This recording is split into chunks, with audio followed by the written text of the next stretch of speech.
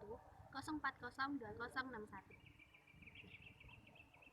Saya akan mempraktikkan pengajaran mikro untuk KD 3.12 menelaah unsur-unsur surat pribadi dan surat dinas yang dibaca dan didengar. KD ini untuk tingkat kelas 7 SMP pada semester kedua. KD ini akan dibagi menjadi 2 pertemuan. Nah, dalam video ini, apabila terdapat kesalahan, saya pribadi mohon maaf. Sekian, terima kasih. Wassalamualaikum warahmatullahi wabarakatuh.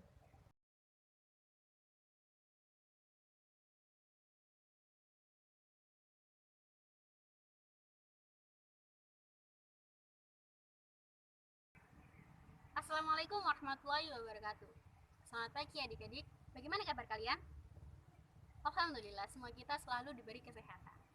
Nah, setelah mengidentifikasi informasi surat pribadi dan surat dinas serta menyimpulkan isi dari surat pribadi dan surat dinas, pasti kalian sudah mendapatkan gambaran atau bagaimana sih bentuk surat pribadi dan surat dinas itu. Nah, dari kedua surat tersebut pasti berbeda kan? Apa sih yang membedakan antara surat pribadi dan surat dinas itu? Benar, yang membedakan adalah unsur-unsur serta kebahasaan dari masing-masing surat tersebut.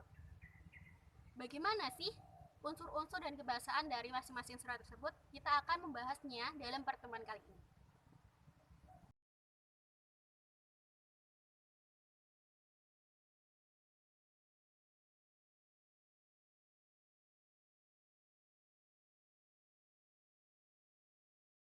Adik-adik, silahkan diperhatikan contoh teks surat pribadi dan surat dinas yang sudah saya kirim. Dari masing-masing contoh, kita akan menentukan struktur dari masing-masing surat. Untuk yang pertama ya, ini surat dinas. Surat dinas ini terdiri dari 9 struktur. Yang pertama ya, ini kop surat. Kop surat ini biasanya berisi identitas dari lembaga atau instansi dari pengirim surat.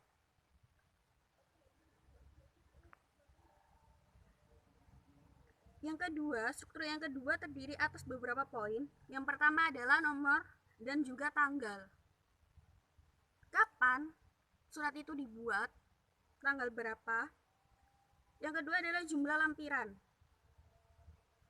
Yang ketiga adalah berisi inti dan tujuan surat. Ini biasanya disebut dengan perihal surat. Struktur yang ketiga yakni alamat. Ditujukan kepada siapa surat ini dibuat. Yang keempat adalah salam pembuka. Yang kelima adalah paragraf pembuka. Yang keenam adalah inti surat. Yang ketujuh adalah paragraf penutup. Yang kedelapan salam penutup. Dan yang terakhir adalah nama dan tanda tangan. Nah, selanjutnya adalah surat pribadi. Berbeda dengan surat dinas, surat pribadi hanya terdiri atas 7 struktur. Yang pertama adalah alamat dan tanggal. Yang kedua salam pembuka. Yang ketiga kalimat pembuka, isi surat, penutup surat, salam akhir, dan terakhir nama serta tanda tangan.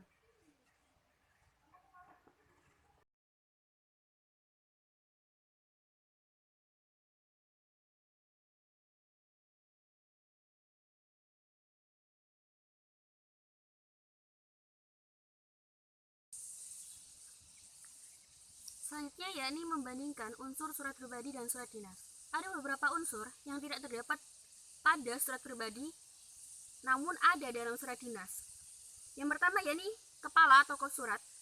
Mengapa terdapat kepala atau kop surat dalam surat dinas? Sudah jelas kan? Karena surat dinas itu dikirim atau ditulis oleh suatu instansi atau lembaga.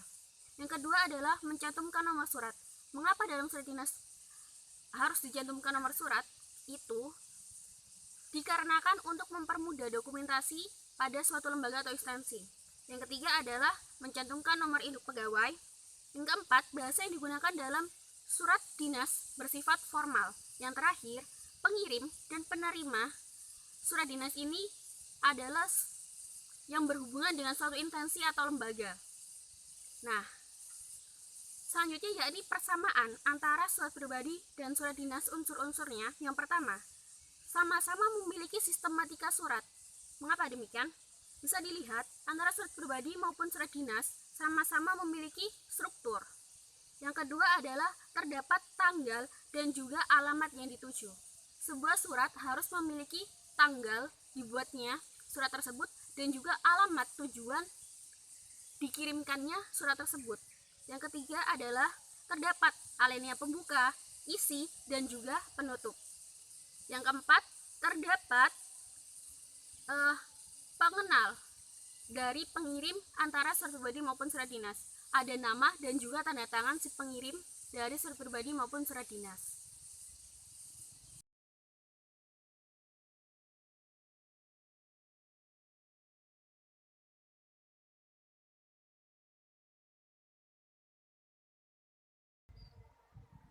Selanjutnya yakni kebahasaan dari surat pribadi dan juga surat dinas. Yang kita bahas pertama adalah bahasa yang digunakan dalam surat pribadi. Ada beberapa hal. Yang pertama yakni pilihan kata sapaan bersifat pribadi. Yang dimaksud bersifat pribadi di sini adalah kata sapaan dalam surat pribadi lebih emotif atau ekspresif. Yang kedua adalah bahasa surat pribadi tidak formal tetapi tetap santun. Bahasa yang digunakan dalam menulis surat pribadi itu tetap harus santun meskipun tidak formal. Yang ketiga, pilihan ragam bahasa bergantung siapa penerima surat. Semisal, penerima surat pribadi adalah orang yang lebih tua dari kita, maka kita tidak boleh menggunakan bahasa yang kita biasa gunakan kepada sesama teman. Seperti itu. Yang keempat adalah menggunakan sapaan.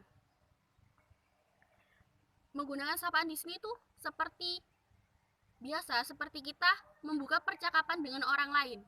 Seperti, hai, apa kabar? Seperti itu. Yang terakhir adalah menggunakan kata ganti orang pertama untuk pengirim dan menggunakan kata ganti orang kedua untuk penerima. Nah, sedangkan bahasa untuk surat dinas hanya terdapat 2 poin. Yang pertama yakni pilihan kata sapaan bersifat formal, seperti contoh dengan hormat, seperti itu. Dan yang kedua adalah bahasa yang digunakan adalah ragam baku. Jadi, dalam penulisan surat dinas harus diperhatikan ragam baku penggunaan bahasa dalam penulisan surat tersebut.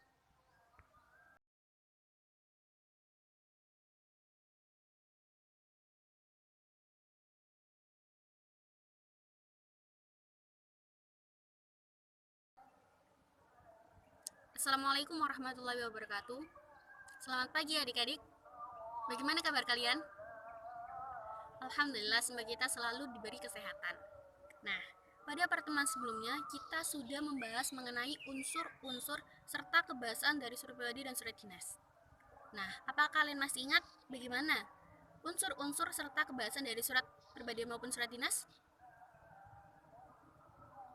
Nah, pada pertemuan kali ini, kita akan mempertajam ingatan kalian mengenai unsur-unsur serta kebahasaan dari surat pribadi dan surat dinas dengan latihan mengisi kalimat rumpang dalam contoh struktur dalam contoh surat pribadi maupun surat dinas. Selamat mengerjakan!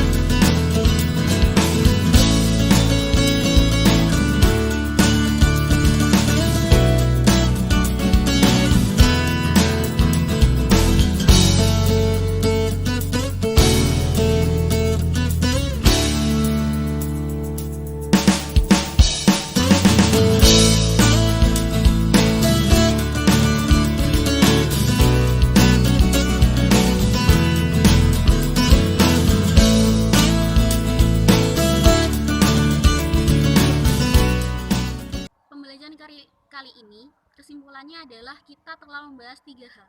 Yang pertama adalah struktur surat pribadi dan surat dinas. Yang kedua, mengenai unsur surat pribadi dan surat dinas. Dan yang terakhir adalah kebahasaan surat pribadi dan surat dinas. Apabila adik-adik ada pertanyaan, silahkan adik-adik mengirim pesan kepada saya. Nah,